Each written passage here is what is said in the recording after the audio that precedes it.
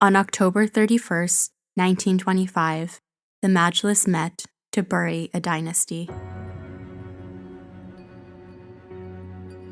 By the end of the session, the Qajars would be gone, and Reza Khan would be one step away from the throne. But the real work had already been done the night before. One by one, deputies were summoned to Reza Khan's residence. He met them privately. No public pressure, no crowds, no speeches. Just the Prime Minister himself, and a document placed in front of each representative, endorsing the legislation that would abolish the Qajar dynasty. One by one they signed, and with each signature, the outcome became harder to resist. When the Majlis convened, military forces were mobilized to ensure the session reached a quorum. Enough deputies had to be present for the vote to carry legal force. Opposition had not been silenced, at least not completely, but it had already been outnumbered. When the session began, Mohammad Mosaddegh, the newly elected President of Parliament, called the assembly to order. After the customary formalities, he presented the resolution before the chamber. The Qajar dynasty would be abolished. Provisional authority would be entrusted to Reza Khan. Most deputies were ready to proceed, but 4 asked to speak against the measure. One of them rose with a copy of the Constitution in his hand. Before saying anything else, he asked the chamber to stand. This was the book, he reminded them, upon which they had sworn to uphold the Constitution. He was not there to defend the Qajars. In fact, he began by acknowledging Reza Khan's achievements, the order he had imposed, the authority he had restored, the results he had delivered as Prime Minister and Commander-in-Chief. Then, he made his point. Under Iran's constitutional system, a monarch does not rule. He reigns. Executive authority belongs to ministers responsible to parliament. If the Qajar dynasty was abolished and Reza Khan were elevated to the throne, the law would require him to relinquish the very executive powers that had made him effective. That was the surface of the argument.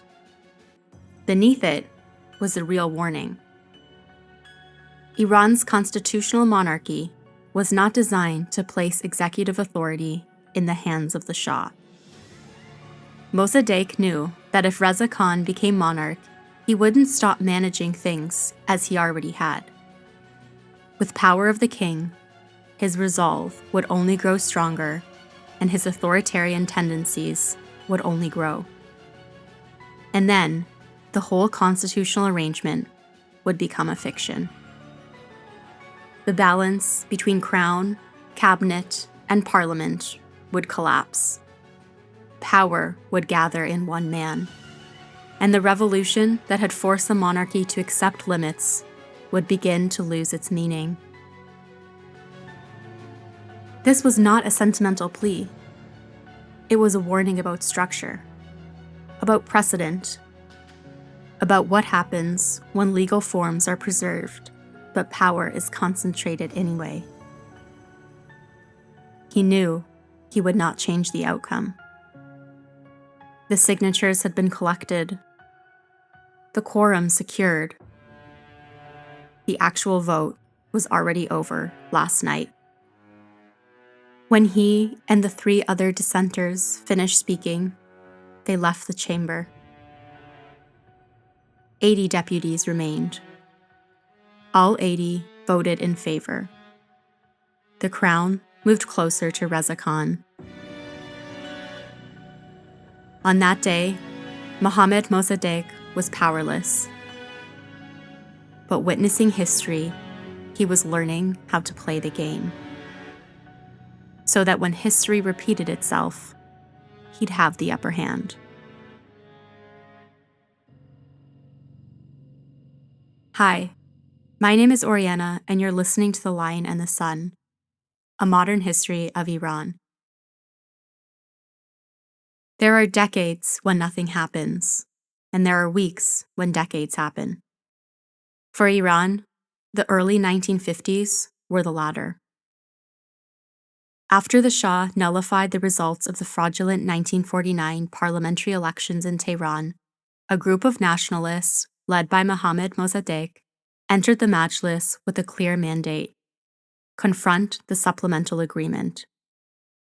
The agreement itself had been framed as a revision, negotiated in 1949 between AIOC and the Iranian government.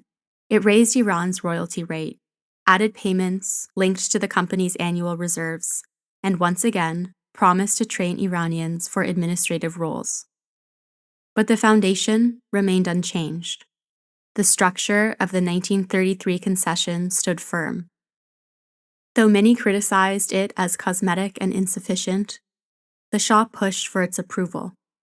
It was signed in July 1949, yet it still required ratification by the Majlis. And that requirement turned a financial document into a political battleground. On June 20, 1950, the Majlis voted to form a special committee to study and evaluate the agreement.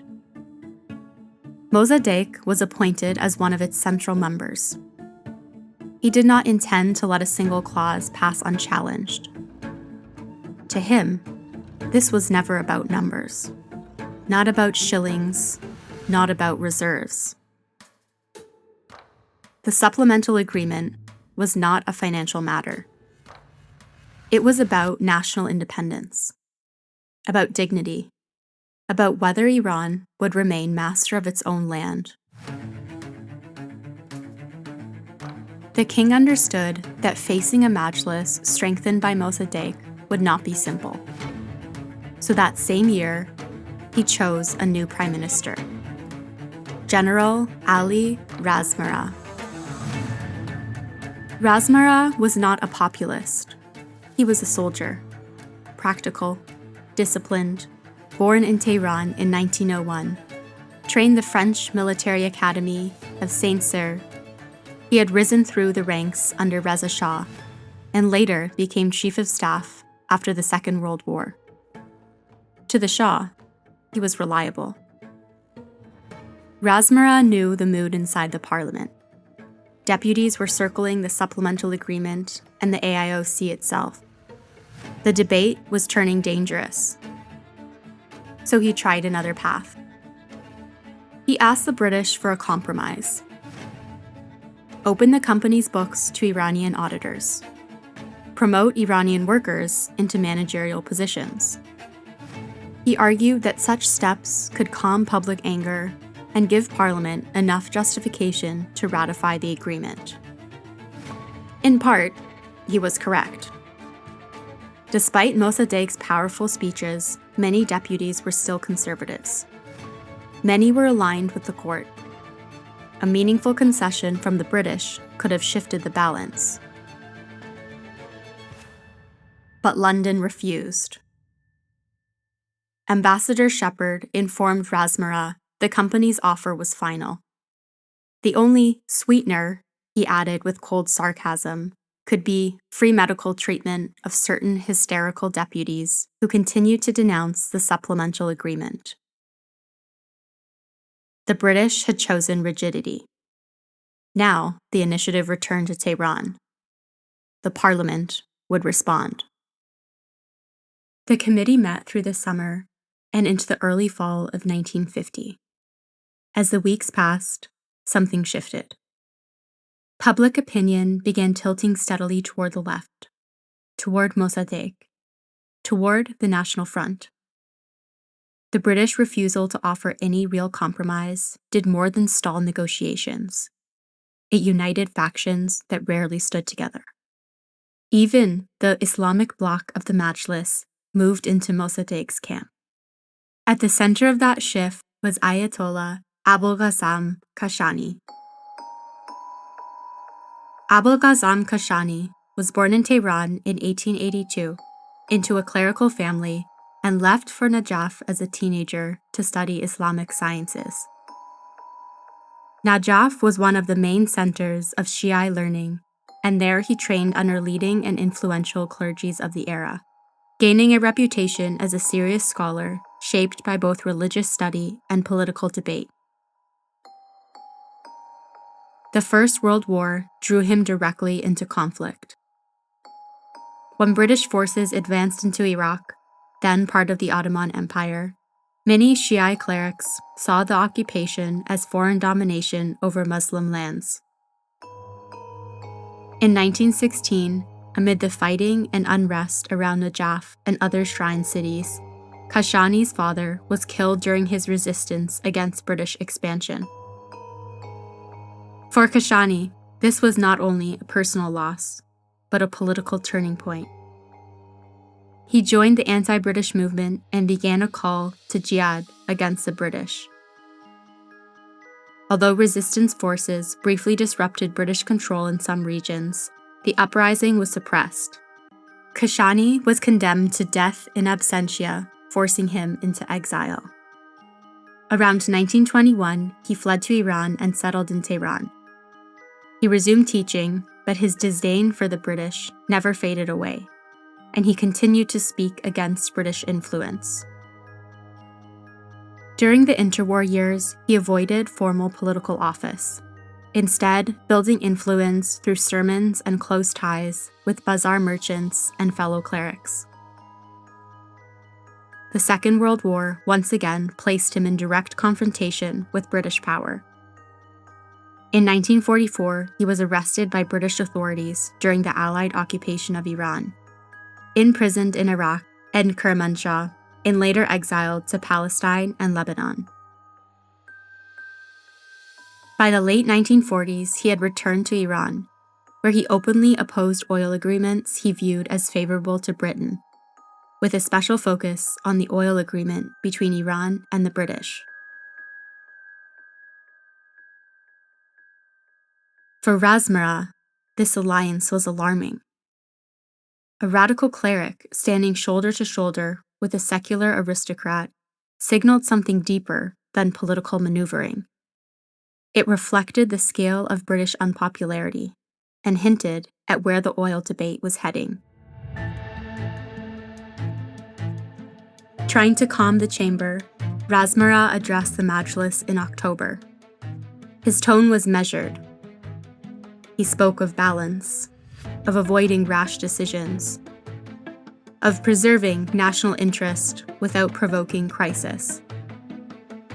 But when he finished and took his seat, the hall erupted. Deputies shouted. They denounced AIOC. They accused him of serving foreign interests.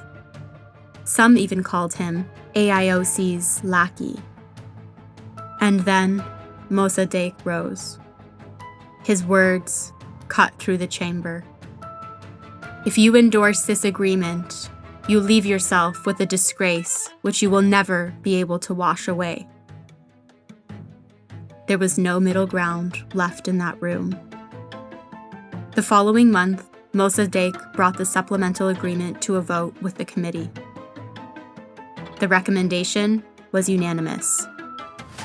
Rejected. In the midst of all of this, news arrived from Saudi Arabia. Let's change countries for a minute. In 1932, after decades of campaigns, Abdulaziz Al Saud, with the help of support from Britain, was able to unify much of the Arabian Peninsula into the Kingdom of Saudi Arabia, a new but economically fragile state with limited income. Hoping to change that, the king turned to oil. In 1933, he granted a concession to Standard Oil of California to explore the eastern deserts. Drilling began, but for years, the effort seemed hopeless. Then came the breakthrough. In 1938, at Daman No. 7, oil was finally discovered in commercial quantities. What had been a risky gamble suddenly became one of the most important energy finds in history, setting the country on a completely new path. The company behind the discovery grew quickly, and in 1944 became the Arabian-American Oil Company, or Aramco. Production expanded, infrastructure spread across the desert, and Saudi Arabia began exporting oil, transforming its economy within a decade. But there was a catch.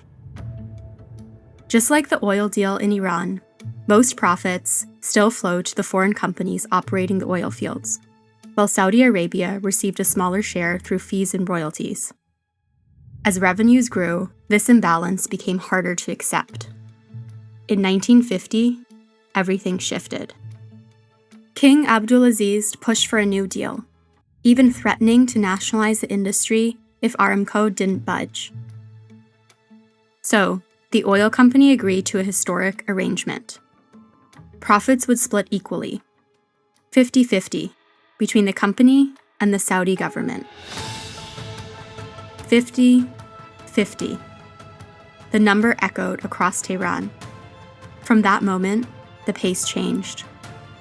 There was no returning to the old formula, no defending the status quo. Even Ambassador Shepard sent a cable to London urging AIOC to consider a similar offer to appease the angry Iranian parliament. London refused. But by then, the ground had shifted. For many deputies, led by Mosaddegh, the debate was no longer about adjusting the supplemental agreement. It was no longer about accounting rights or marginal increases in royalties. The entire structure was the problem. The Anglo-Iranian Oil Company itself had become the symbol of dependency. Parliament sensed something rare, a moment that does not come twice. A chance to do what no government had dared since the days of Mozaffar al-Din Shah, to break free from British dominance. In January 1951, the National Front called for a mass rally to demand the nationalization of Iran's oil industry. Thousands answered the call. The streets filled. For a country so often defined by its divisions, by geography, by class, by ideology, this moment felt different. The fractures were still there, but for now, they were pushed aside. They had gathered for one cause. The first speakers came from the National Front. Then the clergy took the stage. Groups that had long stood in sharp opposition to one another now stood shoulder to shoulder. Clerics told the crowd that supporting oil nationalization was the duty of every good Muslim. Fatwas were issued. The cause was no longer only political. It had become moral. Razmara, whose position was collapsing by the day, warned of consequences. He argued that canceling the concession would provoke British retaliation, that it would shake the economy, that it could drag Iran into dangerous uncertainty. Few were listening. Razmara had the impossible task of finding a middle ground for two groups that were unwilling to budge at all. Neither the Anglo-Iranian Oil Company nor the British Foreign Office was open to any form of negotiation, and had zero support for the Prime Minister. On the other hand, the Iranian politicians and population were becoming more aggressive every day, demanding more and unwilling to settle for less. With each passing day, the chants grew louder, sharper, more defiant. On March 7th, another massive protest erupted in Tehran. One slogan rose above the rest: "Death to the British." This would be the point of no return. On that same day, while the streets echoed with chants against AIOC, Razmara was on his way to a mosque in Tehran to attend the funeral of a religious leader. A friend of the Shah was with him. Traffic had stalled. The crowds were too thick. They stepped out of the car and continued on foot, The street was packed. Razmara moved forward, pushing through bodies, trying to clear a path. In the surge of people, he lost sight of the man beside him. And then, a figure stepped out from the crowd. A pistol was drawn. Shots rang out. Panic exploded. People scattered, screaming, running in every direction. But when the dust settled, Razmara's body lay motionless on the ground. The police arrived quickly. An arrest followed. The gunman was Khalil Tahmasbi, a carpenter and a member of the militant religious group Fadaiyan Islam, a group closely aligned with Ayatollah Kashani. On paper, this made sense. Kashani had publicly declared Razmara an infidel, effectively turning the whole Muslim population against him. And the gunman did not deny it. He said he had acted to free Iran from foreign influence. But beneath the surface, another theory began to take shape. Razmara had grown into a powerful figure, a military strongman with an independent base of authority. He had tried to limit the influence of the palace and the large landowners. To some, he was beginning to look like something familiar. A second Reza Khan. And that raised questions. If Razmara had lived, where would his power have led? And who stood to gain from his removal? The Shah had always been wary of rivals. From the very beginning of his reign, he had distrusted anyone who could challenge his authority. So when Razmara was killed, at the very moment tensions were peaking, the timing alone fueled suspicion. Some believed royal circles may not have planned the assassination, but had little reason to prevent it. Others went further. There were claims that Tahmasbi had not fired the fatal shot, that a soldier nearby had done it instead, that the Shah's associate had led Razmara into that crowded street with intent. Years later, a retired colonel added fuel to the speculation, claiming the bullet that killed Razmara came from a Colt revolver, a weapon issued to military personnel at the time. None of it was ever proven. But regardless of who pulled the trigger, one thing was certain. With Razmara gone, the last path toward compromise had disappeared. The Shah appointed Hossein Allah, a trusted diplomat of the old school, as a caretaker prime minister to stabilize the government. Allah understood the dangers of a total break with Britain, but found himself a bystander as the momentum for nationalization became unstoppable. He eventually confessed that all Persians regard nationalization as a desirable principle. The very next day, March 8, 1951, the Majlis Oil Committee met under Mohammad Mosaddegh. The atmosphere had changed. What had once been debate was now conviction. What had once been negotiation was now demand. The committee voted unanimously to recommend the full nationalization of the Anglo-Iranian Oil Company. The decision did not stay inside the chamber. It spilled into the streets. Thousands gathered, calling on the Majlis to act immediately. The momentum was overwhelming. Even Allah, the Shah's appointed prime minister, understood that resisting it would be futile. The vote was set for March 15th. At the British Embassy, Ambassador Shepherd still searched for a way out. In a final attempt, he met with the Shah and urged him to intervene, to pressure conservative and monarchist deputies to step away from the session, to deny the Majlis a quorum. But this was not the same moment as before. Mohammad Reza, was not his father, and Mosaddegh was not the man he had once been. This time, he had prepared. This time, he had the numbers. On March 15th, the Majlis convened. 96 deputies entered the chamber. Enough for a quorum.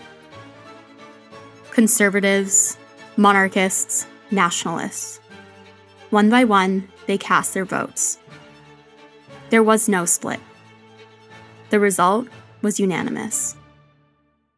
Every vote in favor of nationalization. 5 days later, on the eve of Nowruz, the Senate, the newly established chamber, convened. Half of its members had been appointed by the Shah himself. But even there, the outcome did not change. They voted the same. Iran's oil industry was now nationalized. As spring ushered in a new beginning, celebrations spread across the country. From tribal leaders in distant regions to the elite in Tehran, from religious hardliners to secular aristocrats. For a rare moment, they stood together. Mohammad Mosaddegh had done the impossible. For a brief moment in history, he had brought the whole nation together for a single cause, for a single belief, that people could have a voice of their own, that Iran could decide its own future, that the country could take control of what lay beneath its soil, that David could stand against Goliath. But this Goliath would not go down easily. In the next episode of The Lion and the Sun, Britain strikes back and Iran's oil dispute grows into a global crisis.